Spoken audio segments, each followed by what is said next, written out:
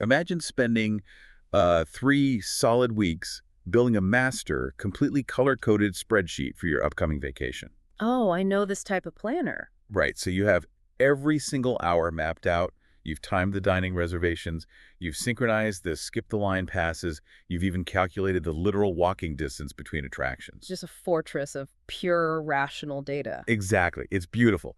And then exactly 12 minutes after you walk through the front gates, the entire plan is completely destroyed. 12 minutes? 12 minutes. Destroyed by a rogue churro cart and a sudden torrential rainstorm. Classic Florida. Right. Welcome to the deep dive, everyone. Today we are looking at why perfectly planned vacations, and honestly, perfectly planned lives in general, are practically doomed to fail from the start. And why that failure is actually the secret ingredient to the best experiences you'll ever have. Yeah, exactly. So the environment we are dissecting today is perhaps the ultimate test of human planning, which is Walt Disney World in the year 2026. The ultimate stress test. It really is. We're exploring a fascinating piece of source material today, a show called Sunshine Detour, hosted by Rick and Danielle.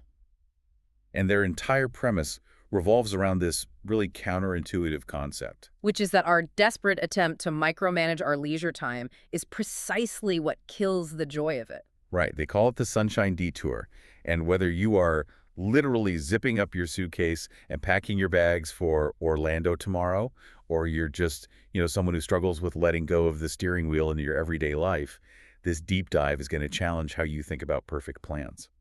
Because the way you handle a ruined itinerary in a busy theme park says a tremendous amount about how you handle unexpected friction in your career and your relationships, just in your daily routines. Yeah, the dynamics are exactly the same. The stakes are just, dressed up in mouse ears. That's a great way to put it. It's like being a meteorologist who is trying to choreograph a hurricane.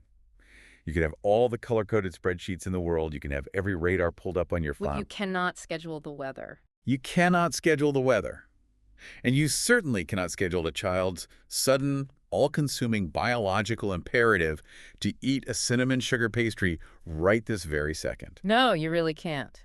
So let's start right there with the psychology of that spreadsheet.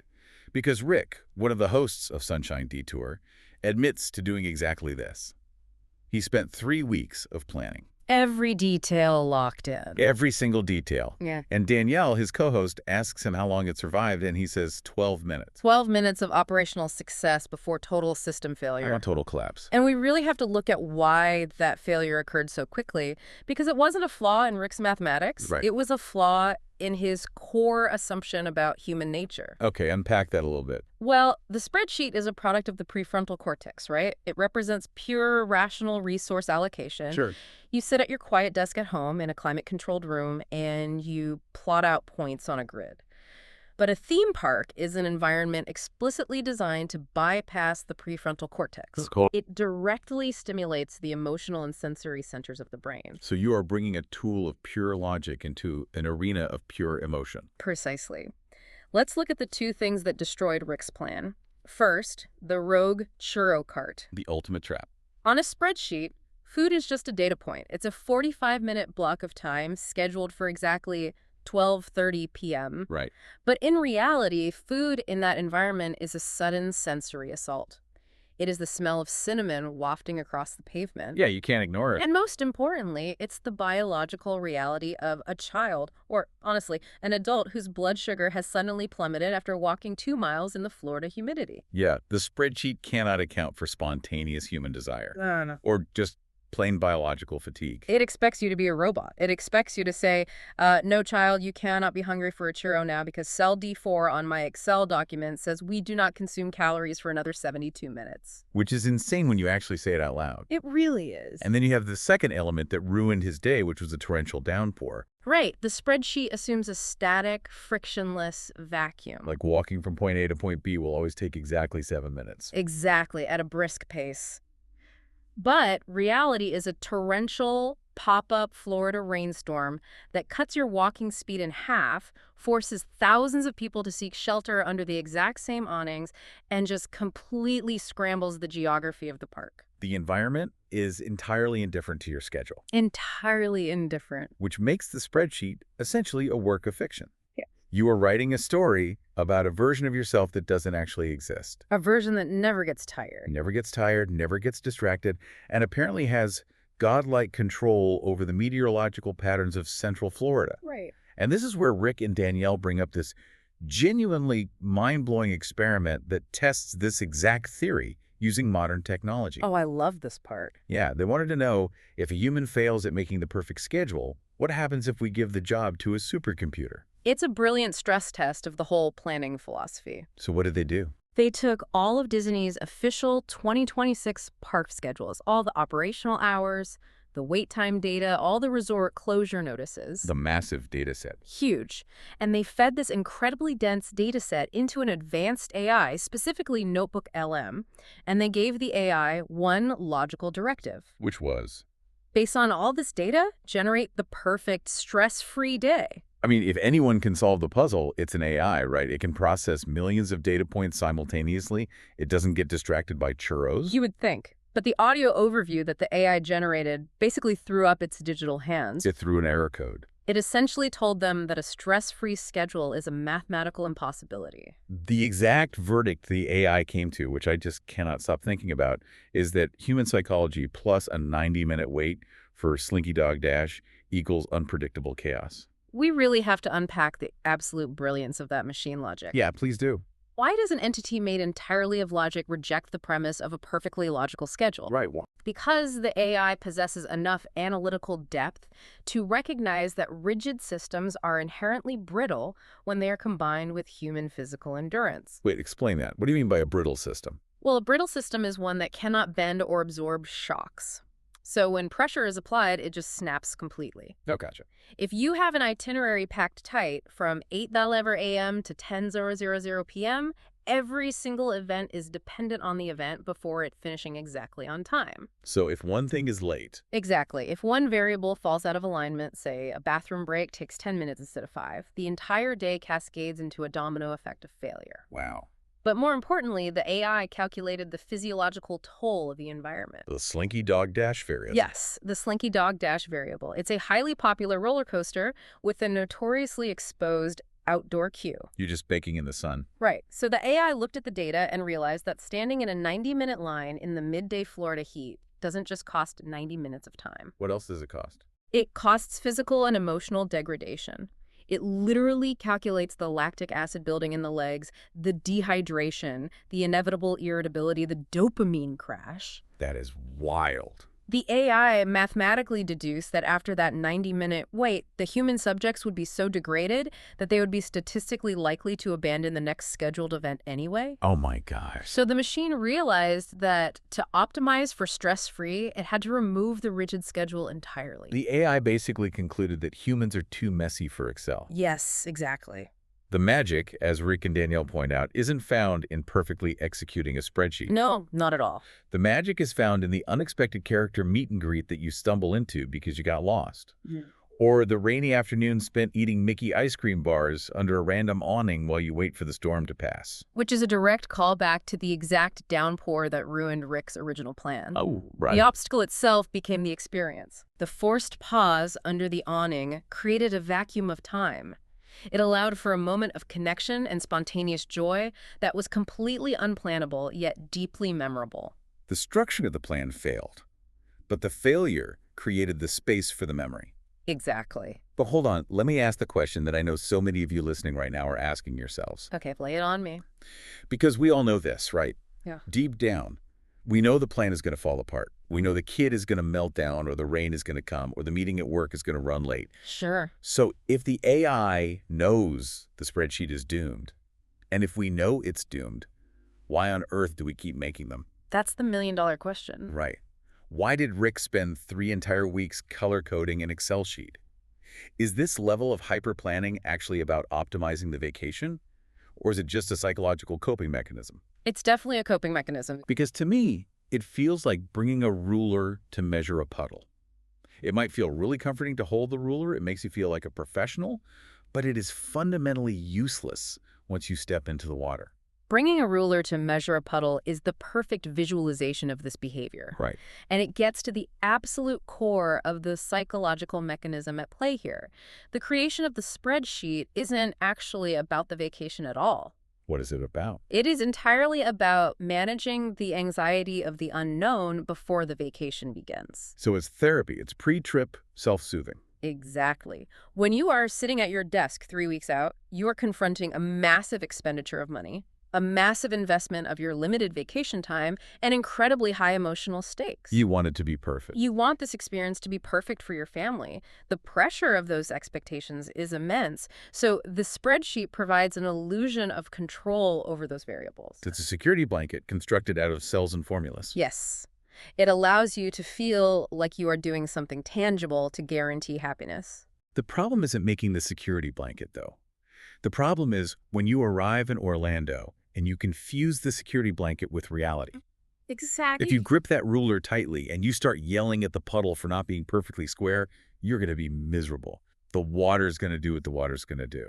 And that is the core thesis of the Sunshine Detour. You have to transition from the mindset of the planner to the mindset of the improviser the exact moment you step through the turnstiles. You have to accept that the environment is going to dictate the terms of your day, not your Excel document. Precisely. So if our internal psychology already breaks these plans on a normal day, what happens when the actual physical geography of the park pulls the rug out from under you? Oh, the pivots. Yeah, because according to Rick and Danielle, that is exactly what is happening this May. We aren't just talking about a rainy afternoon or a churro craving anymore. We are talking about massive physical landscape shifts. Yeah. Entire theme parks are going into what Danielle calls pivot mode. We are looking at a highly unusual convergence of infrastructure changes happening right now, specifically coalescing around the date of May 26, 2026. It's huge. The environment itself is actively forcing everyone, even the most seasoned veterans, to abandon their historical data and adapt in real time. Let's start with EPAT. This is a massive shift. The show notes, the closure of Soarin' Around the World. For anyone who hasn't been, this is a simulated hang glider ride in front of a giant IMAX screen, and it is a massive deal. It's gone. Closed. And to understand why that matters, you have to understand park logistics. Okay, teach us. For years, Soarin' has operated as a foundational pillar of any EP-LOT touring plan. It is what we call a gravity well. A gravity well, like a black hole pulling people in. Exactly. It's a high-capacity attraction that pulls a massive percentage of the park's population toward it at all times.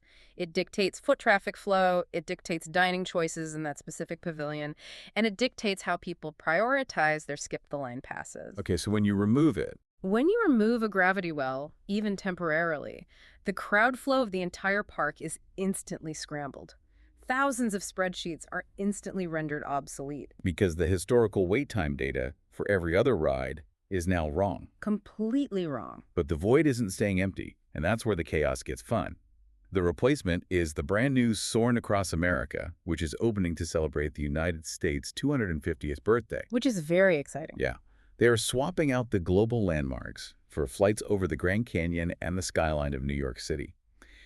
And the crucial detail for anyone planning a trip right now is that previews are currently happening for annual pass holders and Disney Vacation Club members. Basically, the most loyal, frequent visitors. Right, the people who hold timeshares. But the massive general public grand opening is scheduled for just days from now, on May 26th. Thematic shift aside, from a purely operational standpoint, introducing a brand new version of a flagship ride is like dropping a boulder into a river. The current completely changes. Everyone's priority suddenly shifts to that one specific location on the map. The demand goes through the roof. So if you planned your day thinking you can casually walk onto a nearby ride because everyone else would be dispersed, You are in for a shock. The gravity well is pulling twice as hard now. and APCIT isn't the only place dropping boulders in the river. Over at Hollywood Studios, there is an overhaul happening that is apparently causing absolute pandemonium online. Oh, the Muppets. Yes. The Rock and Roller Coaster is getting a massive retheme, and it is also opening on May 26th. They're taking out the old Aerosmith theme and handing the keys over to the Muppets, specifically Dr. Teeth and the Electric Mayhem.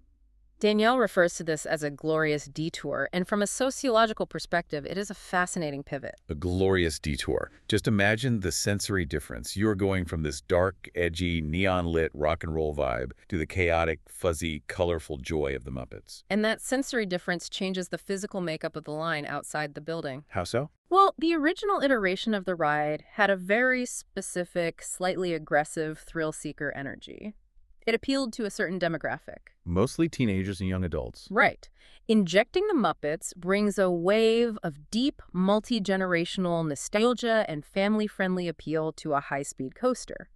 You are drastically broadening the demographic of who wants to ride it. Because now the parents who grew up with the Muppets want to ride it just as much as the teenagers who want the loops and the speed. Exactly. It changes the kinetic energy of the entire surrounding courtyard. You will have more strollers, larger family groups, and a fundamentally different vibe in that section of the park. So the line is going to be crazy. It means the line will be exponentially longer, and once again, any historical data you had for planning your afternoon at Hollywood Studios is completely wiped out. It's a total paradigm shift. Yeah. And then, jumping over to Magic Kingdom, there's a different kind of change happening. It's not a new theme, but a refinement of a classic. Big Thunder Mountain. Big Thunder Mountain is back.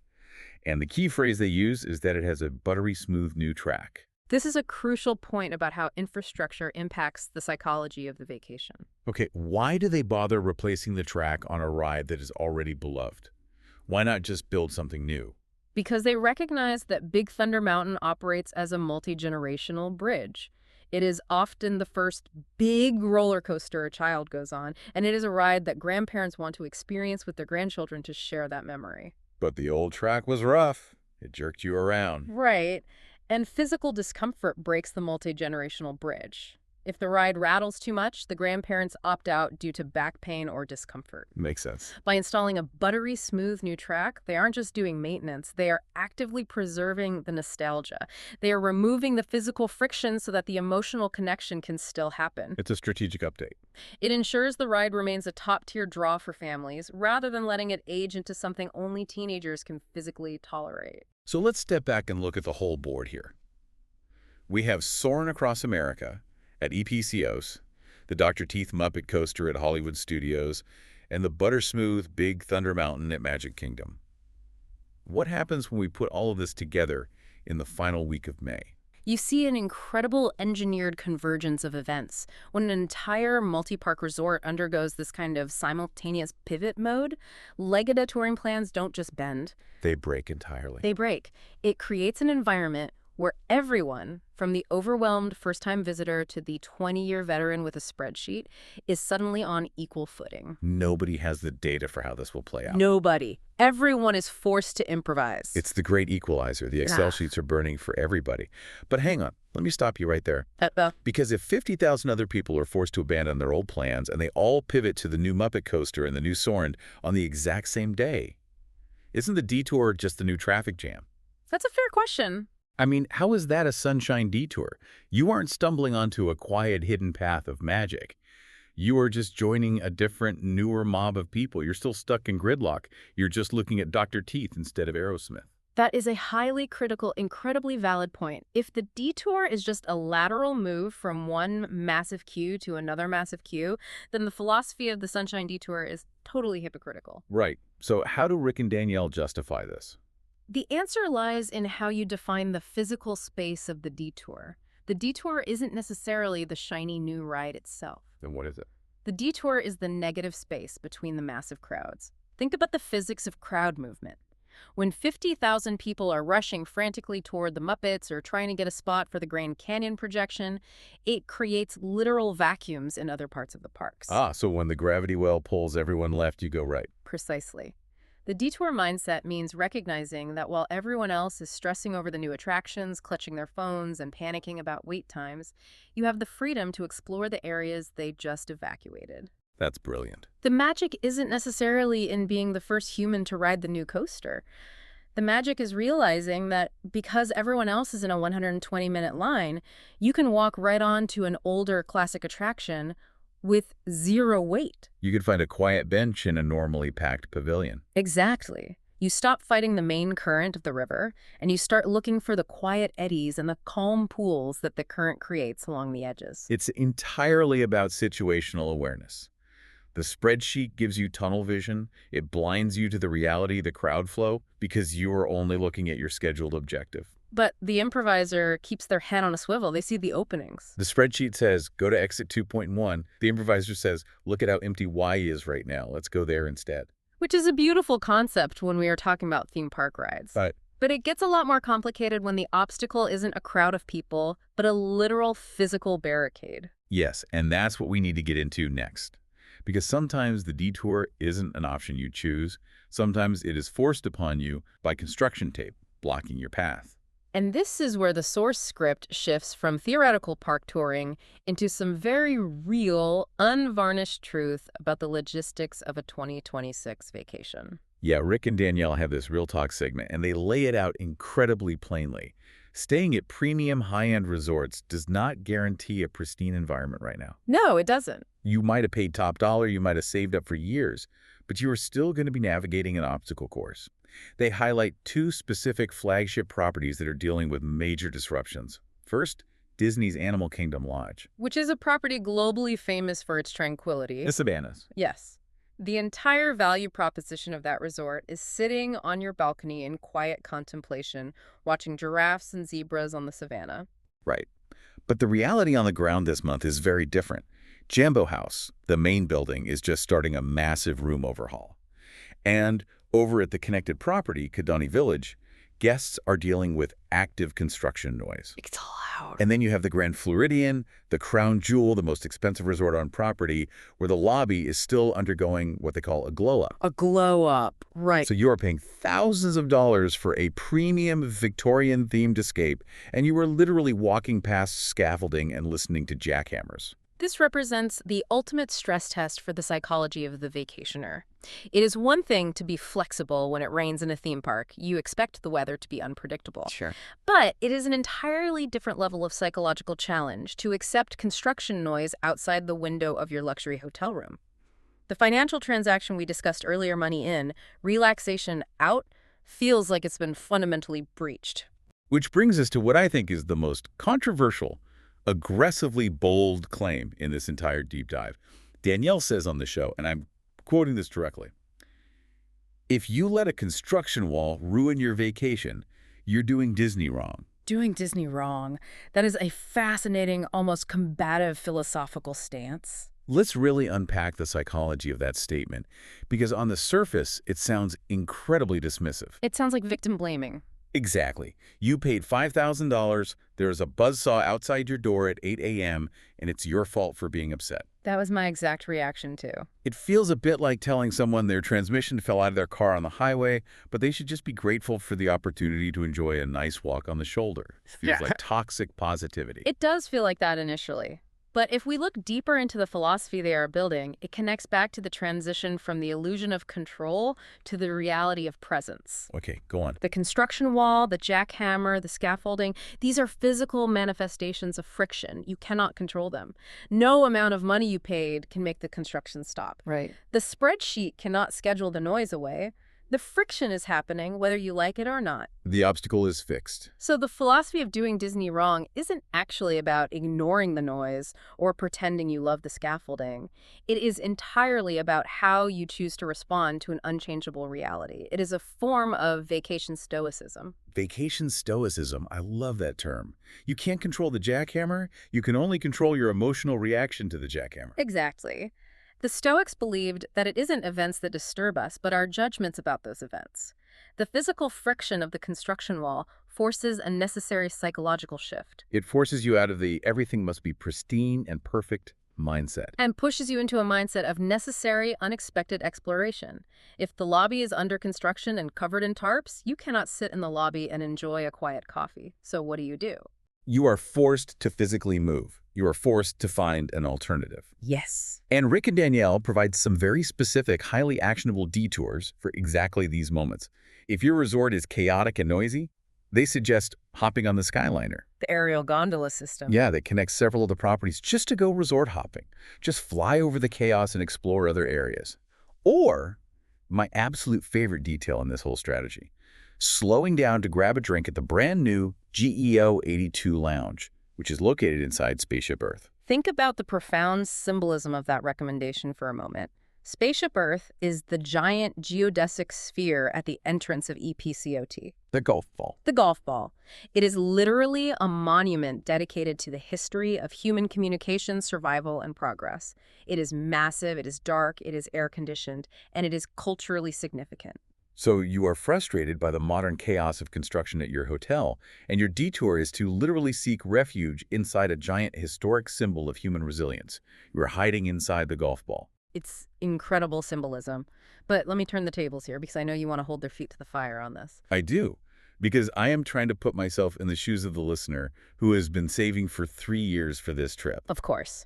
If I am woken up at 7 a.m. by a buzzsaw at the Animal Kingdom Lodge, and someone tells me to practice vacation stoicism and just go ride the gondola or hide in the lounge, it still feels like we are just putting lipstick on a pig. Are Rick and Danielle just romanticizing a deeply compromised experience? That is the essential tension of modern travel, isn't it? And your frustration is completely valid. The resort has, in a sense, broken its promise of tranquility. The product you bought is flawed. So how is it not just a ruined trip? How do you salvage that without just lying to yourself? We have to return to the concept of the unexpected character meet and greet from the very first section, or the Mickey bar in the rainstorm. Okay, let's go back to that. The AI from the NotebookLM experiment couldn't solve this because it only looks at inputs and outputs. The input is a buzzsaw at 7 a.m. The output, logically, is a ruined day. The obstacle is unavoidable. Right. But the reaction to the obstacle is where the human alchemy happens. It is where the magic is either actively manufactured or completely lost. Manufactured magic. If you stay in your hotel room, pull the pillow over your head, and fixate on the noise, the day is ruined. You will spend the next 5 years telling people about how construction ruined your trip. The memory of the trip will be the noise. The noise wins. But if the noise forces you out of bed 2 hours earlier than your spreadsheet planned and you decide, out of sheer frustration, to take their advice, You walk out. you walk out, you get on the Skyliner gondola while the sun is just coming up, the air is still cool, the parks are empty and covered in morning mist, you are gliding silently over the water, watching the resort wake up. That quiet, completely unplanned sunrise, that becomes the defining memory of the trip. You are not romanticizing a compromised experience. You are actively, aggressively salvaging joy from a suboptimal situation. You are reclaiming the narrative of your own life. You are refusing to be a victim to the logistics. Exactly. The construction wall is just a wall. It is morally neutral. The detour you take to get around the wall is the adventure. Right. A machine cannot understand how a human can take a highly negative input construction noise and creatively transform it into a profoundly positive output, like a quiet sunrise ride on a gondola. That is the uniquely human element of the vacation. That is so beautifully put. We are the alchemy. We're the ones who turn the broken spreadsheet into a memory. We have to be. And that brings us to the ultimate synthesis of this deep dive.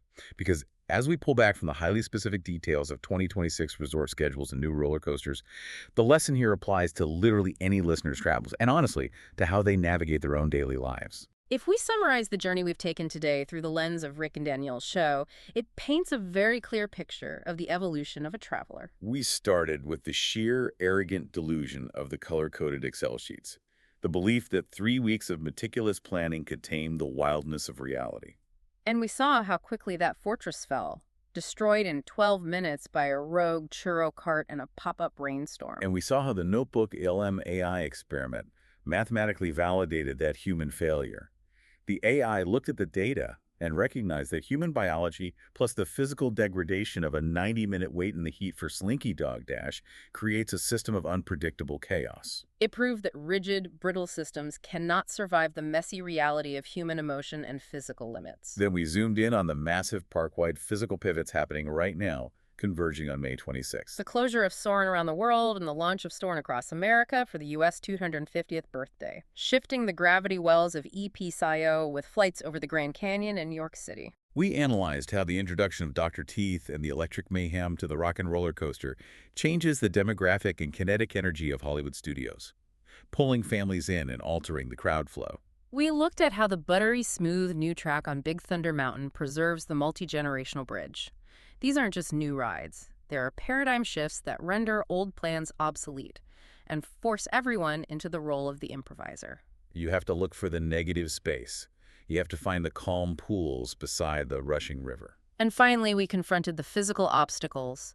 The massive room overhauls at Animal Kingdom Lodge's Jambo House, the noise at Kidani Village, the ongoing lobby glow-up at the Grand Floridian. We wrestled with the bold philosophy of doing Disney wrong and the absolute necessity of practicing vacation stoicism.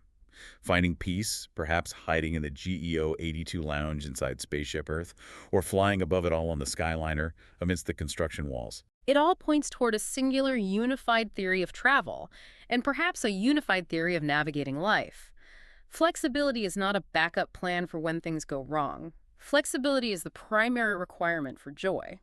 So I want to echo the final advice from our hosts over at Sunshine Detour. If you are literally packing your bags tomorrow, or if you are planning a trip later this summer for Walt Disney World, do yourself a massive favor. Throw away the rigid expectations, take the detour. As they say, let the mouse guide you. But before we completely sign off, I want to leave you with a final, slightly provocative thought to mull over. Something that builds on everything we've discussed today about the tension between planning and chaos. Hit us with it. I love a good lingering thought. We've established, and the AI confirmed, that our best, most enduring memories almost always come from the moments when the master plan falls apart. The sudden rainstorm that forces you under an awning, the closed ride that makes you explore a new pavilion. The rogue churro that brings a moment of sticky joy. The construction noise that forces you onto the Skyliner at dawn. If that is universally true, if the friction is where the magic lives, then maybe the ultimate strategy isn't to stop planning entirely. Wait, really? After an hour of tearing down the Excel spreadsheet, you're saying we should keep planning? Think about the psychology of it.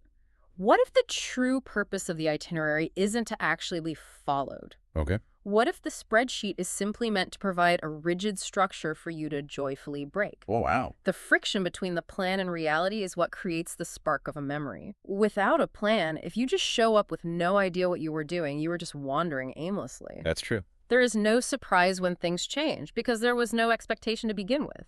The detour means nothing if you didn't have a route. Right. But when you do have a meticulously crafted plan and you look at it and you actively choose to abandon it for something better, that is a moment of pure, exhilarating agency. That is when you truly own your vacation rather than letting the vacation own you. That is profound. So the plan is just the canvas, and the detour is the paint.